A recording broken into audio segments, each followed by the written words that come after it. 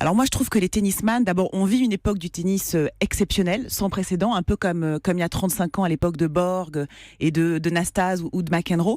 Mais effectivement, aujourd'hui, que ce soit Djoko, Nadal, Federer, Tsonga, Murray, ce sont des icônes en fait. Et moi, je les ai filmés comme des icônes. En fait, j'ai eu l'impression de filmer Sean Penn et Clooney. Ce sont des stars, des têtes de gondole aussi, de toute une génération.